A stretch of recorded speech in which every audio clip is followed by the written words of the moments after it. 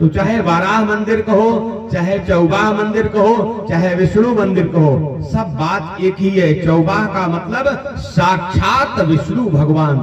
और साक्षात विष्णु भगवान महत्वपूर्ण क्यों है जानते हैं? विष्णु भगवान की सबसे बड़ी विशेषता क्या है? तो आप लोगों ने उस श्लोक को सुना और पढ़ा होगा, कहा शांताकारम। कहाँ रहते हैं? क्षीर सागर में एकदम शांत होकर के लेटे हुए हैं। कहा शांताकारम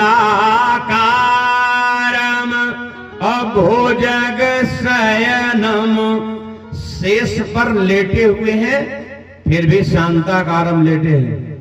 शेष क्या है? काल का प्रतीक है। शेष नाग काल का प्रतीक है। अच्छा ईमानदारी से बताइए, यही खासियत है विष्णु भगवान की कि शेष के ऊपर लेटे हुए, शेष की सैया बनाकर, और उसके बाद भी शांताकारम लेटे हैं। अच्छा आप बताइए, जिस बेड पर आप लेटते हो उसी बेड पर एक काला नाग आकर के बैठ जाए 5 मिनट के लिए, एक फन वाला, अब फुफकार मार दे और उसके बाद गायब हो जाए उसी कमरे में, और रात में आपको भेज दिया जाए कि जाइए उसी बेड पर सो जाइए। ईमानदारी से बताइए, रात भर शांताकारम सोओगे और रात भर अशांताकारम सोएंगे? ये विष्णु भगवान की विशेषता है। कहा शांताकारम भोजग शयनम, ऐसे भगवान विष्णु की पावन गोद में बैठे हुए, नाम कुछ भी हो, आप पावन गोद में बैठकर ये प्यारी कथा आप श्रवण कर रहे हैं। तो भगवान के विवाह की भूमिका उसी दूसरे नगर से प्रारंभ होती है।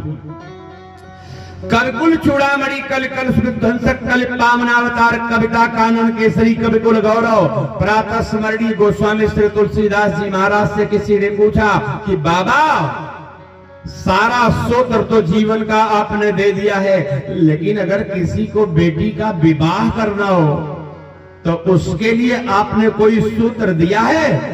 तो बाबा ने कहा उसके लिए भी सूत्र दे रहा हूं।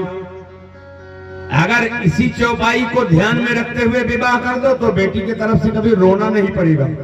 आगे लगन भी होगा, बहुत लोगों को विवाह भी करना होगा, इसलिए बात आ गई है तो सोच रहे वो तीनों सूत्र रख दे। 3 सूत्र बाबा ने दिया। कन्या के पिता को सावधान किया, सावधान, अगर बेटी का विवाह करने जा रहे हो तो 3 चीज पहले नंबर पर देखना। कहा क्या क्या? कहा जो घर बर कोल, कहा जो घर बर कुल, आई हो